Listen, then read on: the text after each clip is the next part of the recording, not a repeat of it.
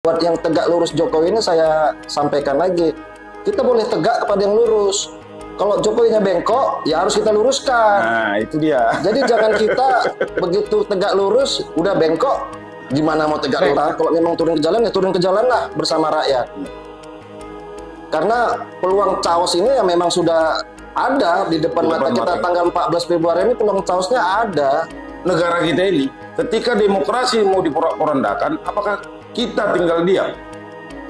Itu yang mau kami sampaikan. Bukan cerita ada persoalan antara Megawati, Bu Mega dengan Pak Jokowi. Bukan ke situnya. Pemilu tanggal 14 nanti, kita harus kawal bersama-sama agar tidak terjadi politik dinasti. Ya, saudara, kampus-kampus guru besarnya telah bersuara untuk menyatakan ada pelencengan demokrasi yang telah dilakukan oleh Presiden Joko Widodo menuju pemilu 14 Februari 2024. Dan saat ini, saudara, tinggal menghitung hari lagi kita menuju ke hari H pemilu. Tapi, apa efek dari deklarasi ataupun kata-kata, ajakan, dan juga statement dari para guru besar ini terhadap masyarakat? Kami akan membahasnya dalam program eksklusif bersama para gerak aktivis 98. Di sebelah kanan kami ada Bang Mian Silalai. Sehat, Bang Mian? Dan di samping Bang Mian juga aktivis 98, Bang Bram Manurung. Sehat, Bang Bram? Ya. Kami akan membahasnya di program ini. Saya Prasetyo. Dan saudara, kita ke Bang Mian ya, yang terdekat dulu. Bang Mian, sudah banyak sekali ya guru besar, Bang, menyatakan sikap mereka melihat kejadian yang dilakukan oleh Presiden Joko Widodo. Tapi sampai saat ini, yang Abang lihat, efeknya seperti apa, Bang? Ya, oke Mas Pras, terima kasih. Pertama, kami dari Gerak 98 ini memberikan apresiasi yang sangat besar kepada guru besar dan kampus dari universitas ternama ya di Indonesia. Mereka mau bersuara, menyuarakan bahwa telah terjadi penyelewengan demokrasi, telah terjadi pelanggaran secara etika. Kalau kami sih melihatnya, ini menunjukkan bahwa secara kompeten pemerintahan sekarang ini sudah tidak rasional. Begitu juga pemerintahnya atau presidennya, Bang? Presidennya dalam hal ini. Baik, berarti pemerintah di bawah presiden masih rasional. Ya, kalau di atasnya sudah tidak rasional, ya ke bawah ya kemungkinan tidak rasionalnya pasti. Atau kita ngikut tidak rasional juga ini, Bang, saat ini. Ya, Bang Bram ya. Jadi secara kompeten tidak rasional dan secara material juga tidak matang ya. Kan itu dasarnya. Dasarnya guru besar ini ada 3 ya. Yang pertama dengan keputusan MK.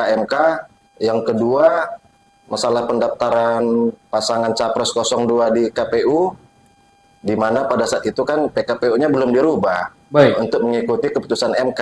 Ya. Yang ketiga yang paling fatal lagi adalah pasal 299 Undang-Undang Nomor 7 Tahun 2017, yang mana Jokowi hanya memberikan narasi dari satu ayat. Satu pasal saja, tidak turunannya. Iya. Baik. Artinya kan itu kan pasal 299 sudah nyata untuk presiden yang incumbent. Sementara ada pasal 282 dan 283 menegaskan posisi presiden pada saat itu kan. Artinya di 299 ini kan ada 3 poin. Pertama, bahwa presiden dan sebagai incumbent, yang kedua menjadi anggota dari partai politik. Nah, ini kan lebih aneh. Dia partai politik A tapi kampanye untuk partai politik B. Ya. Kan begitu. Yang ketiga harus terdaftarkan bahwa dia menjadi bagian dari tim ses. Apakah Jokowi menjadi bagian dari tim ses? Kita nggak tahu ya. Secara keluarga mungkin, Bang ya? Iya, tim ses keluarga. Tim ses keluarga, iya. Ya, jadi seperti itu. Jadi apa yang disuarakan oleh guru besar ini ya kita apresiasi yang sangat besar lah kepada guru besar semua yang sudah berani untuk melawan arus, di mana semalam ya pernyataan dari Pak Mahfud bahwa Istana juga memerintahkan guru besar lain yang belum bersuara untuk menyuarakan bahwa keberhasilan pemerintahan di bawah Jokowi. Jadi nanti akan ada dua kontroversi juga di guru besar nantinya. Cuma kepada masyarakat Indonesia ya lebih wise lah lihat guru besar, kita lihat bukan berarti diskriminasi kampus, tapi kampus yang bersuara ini kan secara histori sudah berperan sejak tahun 65, 78, 80-an, 90-an dalam pergerakan mahasiswa di Indonesia. Ya. Seperti itu. Jadi untuk guru besar ya kembali dari Gerak 98 sangat apresiasi. Hanya titik poinnya yang kami harapkan itu adalah setelah pernyataan dari guru besar ini, selanjutnya mau apa? Ya, berarti menurut Abang juga sependapat mungkin bahwasannya masih kata-kata saja, Bang. Ya. Dari para guru besar, belum ada actionnya. Tingkat actionnya kita masih belum lihat. Harapannya adalah guru besar dari kampus tersebut membuka pintu yang selebar-lebarnya terhadap aksi mahasiswanya. Karena mau tidak mau, itu harus dilakukan untuk kita menyelamatkan masa depan demokrasi kita, masa depan konstitusi kita. Baik, Bang Mian. Ke Bang Bram. Bang Bram, kalau kita melihat aktivis dulu, pergerakan sebelum lengsernya Presiden Soeharto, ini kan pergerakan dari mahasiswa. Dan hampir sama juga, ada suara-suara dari para guru besar juga, Bang ya. Bedanya apa, Bang, dengan sekarang? Jadi bedanya bisa kita lihat kalau kondisi yang lalu mahasiswa tidak terbelenggu dengan SKS. Baik. Yang lalu zaman-zamannya kami gitu kan. Kalau sekarang itu terbelenggu dengan SKS mahasiswa sekarang karena ada kewajiban yang mereka harus penuhi. Seperti di negeri, di Kota Medan ini kan dalam 3 semester itu kan harus dilewati beberapa SKS. Baik. Itu yang membuat makanya kita mau mendorong pernyataan-pernyataan guru besar, kampus-kampus yang sudah memberikan pernyataan mengenai demokrasi yang sudah mulai terbelenggu oleh saya katakan oleh presiden pelaku utamanya gitu. Inilah yang mau kita dorong agar tadi udah disampaikan Bung Mian, agar mahasiswa ini diberikan kebebasan untuk menyampaikan pendapatnya. Atau Bang Bram, kalau kita perhatikan, kita analisis, apakah memang SKS ini memang dipersiapkan agar para mahasiswa ini tunduk pada pemerintah? Jadi semenjak reformasi ada jalan ke sana, dipersiapkan memang. Karena pada saat itu memang kondisi mahasiswa yang memang kita sudah dibebaskan untuk mengeluarkan pendapat. Jadi inilah cara-cara birokrasi kampus untuk menekan apa yang ingin mahasiswa ungkapkan ketika ada yang kesewenang-wenangan terjadi, baik itu di lingkungan kampus, di masyarakat, atau di pemerintahan. Jadi untuk membungkam sebenarnya. Ya, satu sisi juga kita juga nggak nyalakan sih, ada benarnya. Karena tujuan kita pendidikan ini kan memang punya tujuan untuk bisa mendapatkan ilmu, segera selesai, bisa bekerja, menjalani kehidupan. Tapi mahasiswa zaman dulu, ketika para aktivis ini tentu kan harus wisuda juga. Benar, itu benar, ya kan? Tapi itulah kadang seperti saya pada saat reformasi, saya selalu menyampaikan karena saya di posisi masih merangkul adik-adik, harus disesuaikan antara kuliah dengan berorganisasi, itu selalu saya tekankan.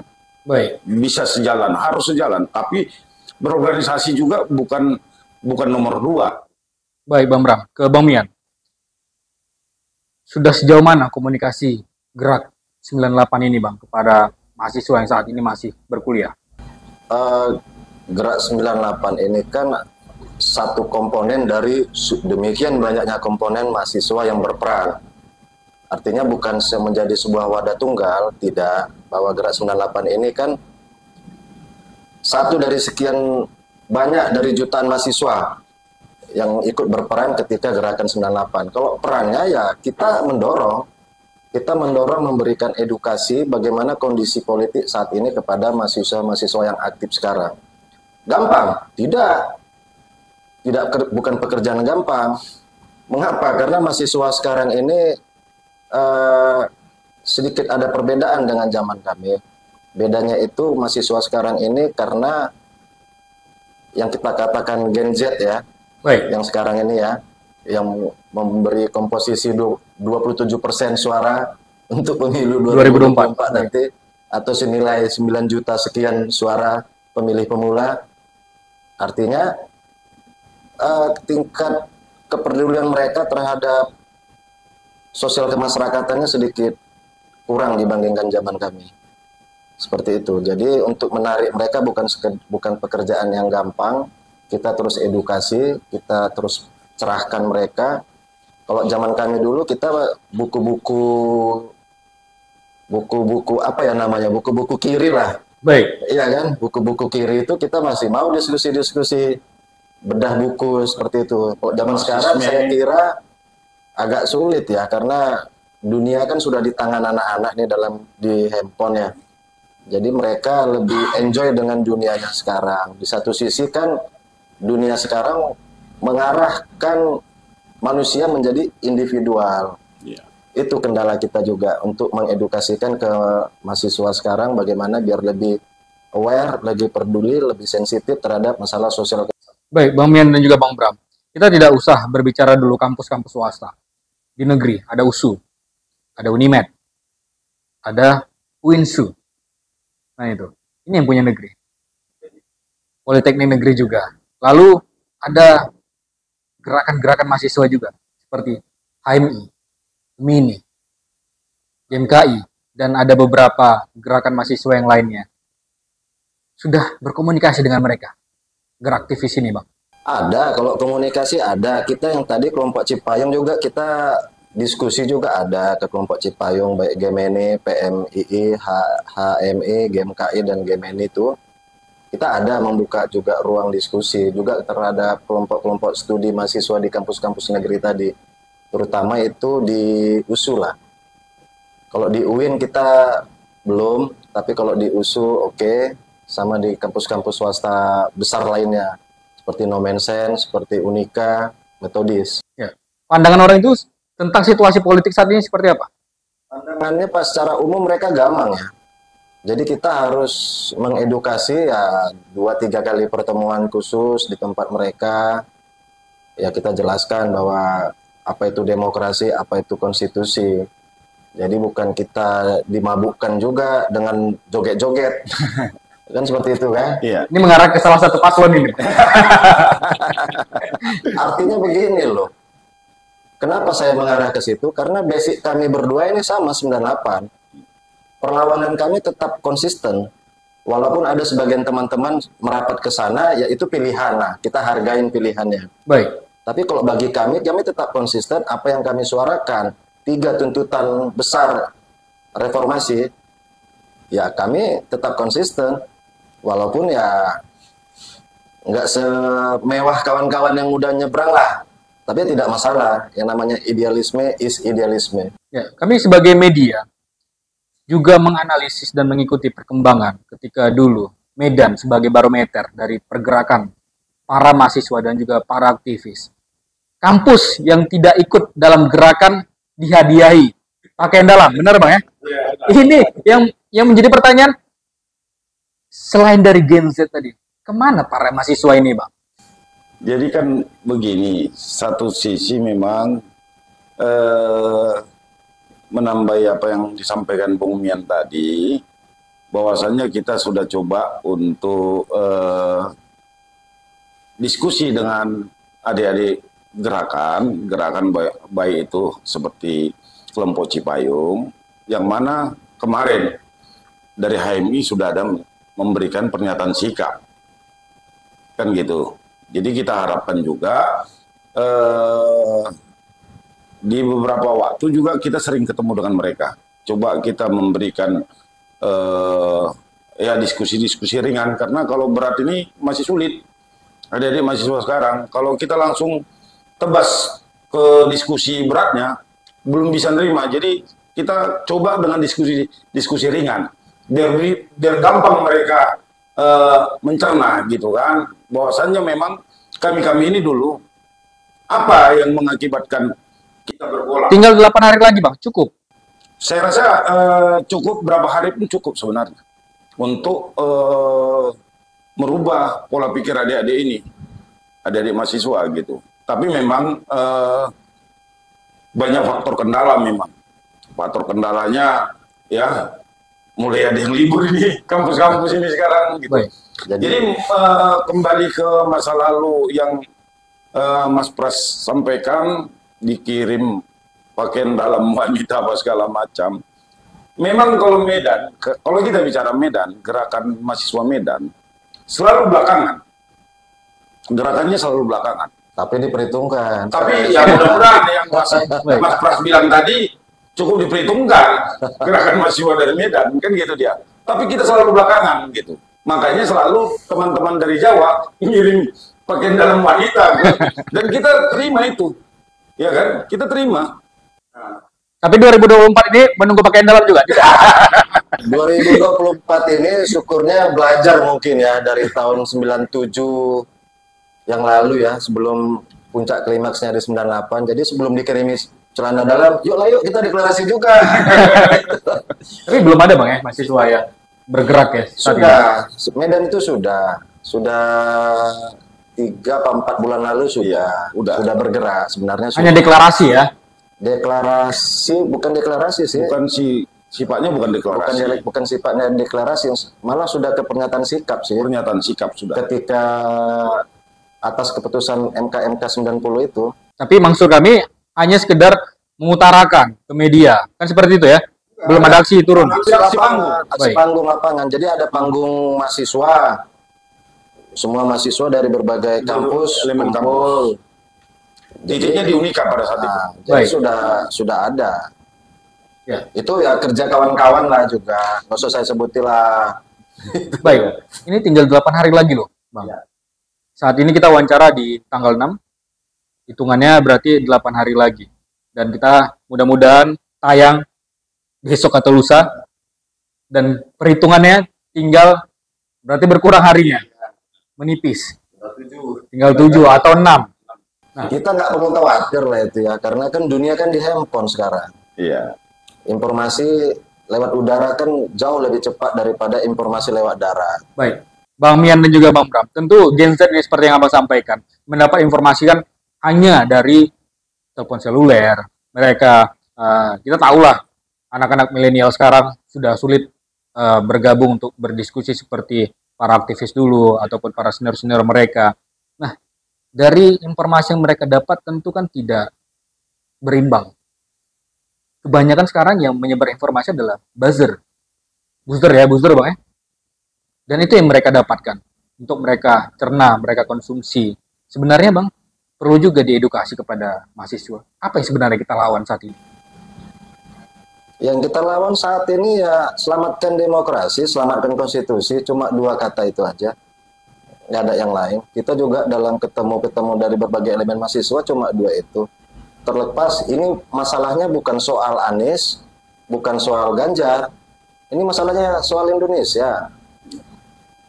Jadi jangan adik-adik mahasiswa ini melihat, wah ini terpaku kepada capres 01, 02, 03. Bukan. Ini masalah masa depan Indonesia. Bayangin, ketika... Tunggu Bang, sebelum lanjut, kita ingin mempersempit lagi bahasannya agar penonton kita yang dari Gen Z juga memahami. Ada beberapa perumpamaan yang kami sampaikan kepada abang berdua. Pertama, kami melihat di media sosial tuh sudah banyak berseliweran informasi, diibaratkan siapapun presidennya dunia tetap berputar. Kan gitu, seperti itu. Nah, yang kedua, ini persoalan sakit hati dari Megawati terhadap Joko Widodo sehingga menyebabkan krisu. Joko Widodo ke Megawati yang itu dulu. Nah ini antara dua nih, ada 2. Artinya ada 2 dalam persoalan yang kedua ini ada dua. Ada yang menyampaikan Megawati sakit hati dengan Joko Widodo, ada yang menyampaikan Joko Widodo sakit hati karena ucapan dari Megawati dalam forum terbuka. Nah ini ya yang harus disampaikan ke publik. Paling tidak gini dia, Mas Pras, ya. Apa yang disampaikan tadi sama Bung Mian, kita nggak melihat ke situnya. Tapi ada pelanggaran konstitusi. Ini yang mau kita sampaikan kepada adik-adik kita mahasiswa. Kaum Gen Z lah gitu, milenial, Gen Z. Ini yang mau kita sampaikan. Ada pelanggaran etik, itu sudah jelas. Ini yang mau kita sampaikan kepada adik-adik mahasiswa. Yang harus kita jaga demokrasi di negeri kita ini. Karena ini mau dibawa kemana negara kita ini? Ketika demokrasi mau diporak-porandakan, apakah kita tinggal diam? Itu yang mau kami sampaikan. Bukan cerita ada persoalan antara Megawati, Bu Mega dengan Pak Jokowi. Bukan ke situnya. Itu hal yang berbeda gitu. Silakan mereka mau bersoal. Kita nggak peduli di situnya gitu. Tapi jangan dilanggar konstitusi. Ini yang perlu kami tegaskan kepada adik-adik mahasiswa dan kaum milenial dan kaum Gen Z. Ya, tambahan juga itu perselisihan Jokowi dan Megawati juga urusannya apa buat kita kan? Nggak ada. Artinya ini kan sengaja seperti kata Mas Pras tadi, buzzer mengarahkan, menutupi bahwa telah terjadi pelanggaran etika, pelanggaran konstitusi, menutupinya bahwa ini efek dari pertarungan. Itu kan sudah jelas kalau bahasa begitu antara Mega, Jokowi, Jokowi, Mega itu di laga kan itu sudah kelihatan, berarti ada sesuatu yang mereka tutupi. Untuk inilah yang dinaikkan, bahwa ini pertarungan untuk mengambil emosional pendukung Joko Widodo yang dikatakan istilah sekarang tegak lurus. Nah, buat yang tegak lurus Jokowi ini saya sampaikan lagi, kita boleh tegak kepada yang lurus. Kalau Jokowinya bengkok, ya harus kita luruskan. Nah, itu dia. Jadi jangan kita begitu tegak lurus, udah bengkok, gimana mau tegak lurus? Didetailkan dulu Bang, bengkoknya. Bengkoknya itu ya pelanggaran ini Konstitusi NKMK nomor 90 untuk orang muda, bukan, itu jelas untuk anak presiden. Kalau orang mudanya siapa, argennya apa dari segi waktu, kan seperti itu. Kita juga tidak bisa mencalon Bang ya. Iya, kalau memang untuk kita calon juga bisa kan. Baik. Banyak anak-anak ketua partai yang lain kan, ini kan kebetulan emosional pro Jokowi ini yang sudah menikmati kue selama pemerintahan Jokowi ini. Ya jadi tegak luruslah kepada yang lurus. Jangan tegak lurus kepada yang bengkok. Justru yang bengkok kita luruskan. Atau kalau berkaca di 98, saat itu Presiden Soeharto juga dibilang mau berkuasa selamanya, mau membentuk dinasti. Tapi yang kalau kita lihat ini lebih parah mungkin Bang di zaman Jokowi ini. Lebih parah. Abang asli Medan ya? Dua-duanya? Medan. Abang melihat politik di Medan ketika anak beliau menikah dengan wali kota Medan saat ini, Bobi Amir Nasution.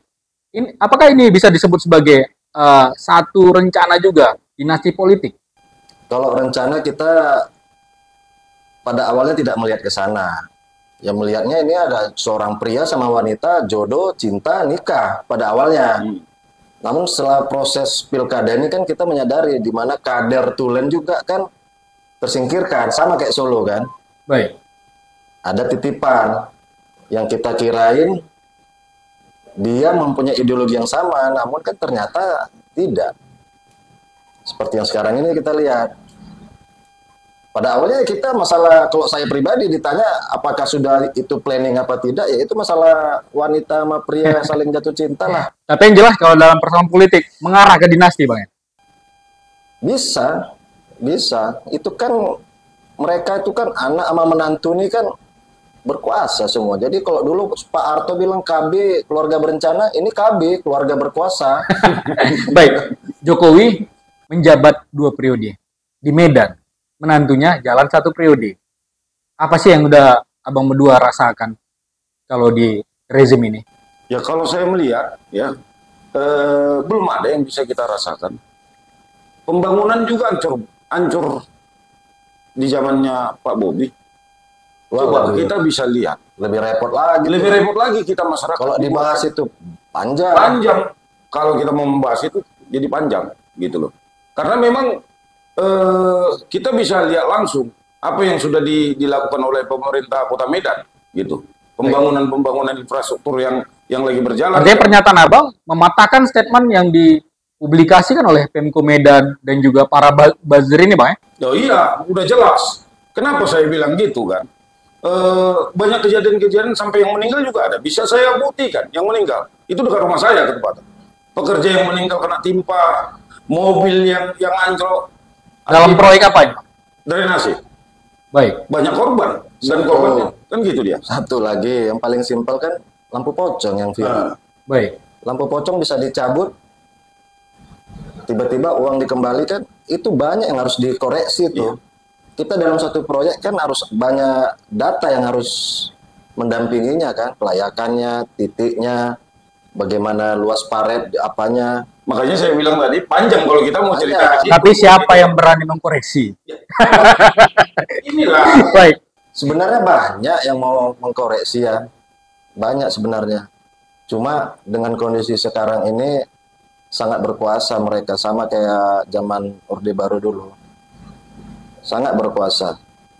Ketika seorang wali kota manggil pejabat emas juga kan, pejabat jenderal lah kita bilang, manggil emas, manggil apa, itu kan sebenarnya kan menandakan bahwa ya mereka juga harusnya, kalau bagi kita Pak lah di dalam forum resmi kan. Jadi itu memang belum timingnya aja lah, belum timingnya aja itu rakyat berkuasa, apa bukan berkuasa, rakyat melumpahkan apa menjadi keluh kesahnya. Baik. Seperti simpel lagi yang di depan mata kita, keterbukaan proyek lapangan Merdeka, mau sampai berapa lama itu? Begitu, udah berapa lama lah? Bisa ingat nggak, Pras? Proyek lapangan Merdeka. Dan masanya sudah habis tahun ini. Akhir tahun 2024. Tapi belum selesai juga, Bang, ya? Selesai. Baik. Nah, jadi kan saya menambahi juga kan, dengan situasi apa yang sedang dikerjakan oleh Pemko Medan, ya tadi udah disampaikan ada lampu pocong yang nggak jelas, udah dibangun, dibongkar balik. Ini kan kita kan masyarakat harus tanda tanya, ya bisa kita bandingkan dengan wilayah-wilayah yang lain. Ketika ada kesalahan, ya kan, ini proses langsung diproses. Tapi kenapa di Pemko Medan tidak? Itulah yang disampaikan Bung Mian tadi, ya kan, kekuasaan di tangan mereka. Baik. Sehingga sikit pun proses itu tidak berjalan gitu. Hanya ditampilkan membalikan uang di kantor Kejaksaan Negeri Medan, ya kan? Tapi uangnya dari mana gitu loh? Buktinya apa gitu? Itu masih infrastruktur. Ada yang paling remeh-temeh. Meninggalnya 4 satwa langka di Kebun binatang Medan, Medan Zoo. Baik. Itu juga kemarin kita diskusi ya. Nyawa loh itu, nyawa. Nyawa, kita harus sepakat bahwa satwa langka itu nyawa, bukan Kerugian dunia. Baik. Kan Iya gitu kan? ya. Itu menjadi sorotan dunia loh. Benggala, harimau Sumatera loh. Itu jangan dianggap sepele. Artinya apa? Kemarin kita diskusi juga sama teman-teman Walhi, juga teman-teman dari Wildlife ya. Sebenarnya apa sih yang terjadi di kebun binatang sehingga ada 4 satwa langka yang harusnya dilindungi tapi tewas? Ternyata polemiknya sangat, kita bingung ya. Sehingga saya ngambil kesimpulan bahwa Pemko Medan sebagai KPM katanya, ketua pemegang saham, tidak ada political will-nya untuk membereskan Medan Zoo. Satu, Medan Zoo itu aset terpisah Pemko Medan. Ini kan banyak cara supaya mendapat hibah dari APBD. Baik. Ya kan? Juga penyertaan sahamnya juga masalah investor. Mengurusin Medan Zoo aja kita, ya hal yang apa ya, kita nggak ngerti ya kenapa bisa Medan Zoo itu seperti ada tapi tidak ada di mata pejabat Pemko Medan. Boro-boro kita infrastruktur. Baik. Bang Mian dan juga Bang Bram. Kita di sesi terakhir, Bang. Kami ingin Abang berdua menyampaikan secara buka-bukaan saja, Bang, karena sudah kami sampaikan tadi dan di beberapa episode dengan narasumber politikus senior yang lainnya juga kami sudah menyampaikan bahwasannya Indonesia politiknya sedang tidak baik-baik saja, sedang terjadi krisis. Apa yang harus dilakukan oleh masyarakat dan juga mahasiswa? Dari mulai Bang Bram dulu, Bang. Silakan, Bang. Jadi kalau saya berharap kepada masyarakat dengan adik-adik mahasiswa, ini harus dikawal. Pemilu tanggal 14 nanti, kita harus kawal bersama-sama agar tidak terjadi politik dinasti. Ini yang harus kita kerjakan bersama-sama. Itu saya rasa yang paling penting agar demokrasi di Indonesia tetap berjalan sesuai koridor yang kita gaungkan ketika 98, sehingga reformasi bisa berjalan dengan baik sesuai perjuangan kita, gerakan mahasiswa 98. Ya, dan kami ulangkan sekali lagi untuk Bang Mian, tadi juga Bang menyampaikan bahwasannya para pakar ataupun guru besar dari beberapa universitas pemerintah sudah menyatakan sikap mereka, sudah berdeklarasi apa yang saat ini bisa dilakukan, karena tinggal beberapa hari lagi ini Bang Mian. Apa yang harus dilakukan oleh mahasiswa dan juga masyarakat? Silakan Bang Mian. Pertama, mahasiswa ini posisinya kan sebagai agent of change ya, agen perubahan. Tentunya mahasiswa ini harus diberi ruang lebih luas lagi untuk berkreasi, untuk menyuarakan tentang demokrasi dan konstitusi. Percayalah, yang namanya pelanggaran etik, kekuasaan sekuat apapun akan ambruk. Jadi saya berharap kepada mahasiswa agar lebih berperan lagi, mengambil peran yang sangat penting dalam posisinya sebagai agent of change. Ketika ini akan berjalan mahasiswa, maka masyarakat dan pemuda akan turut membantu mahasiswa.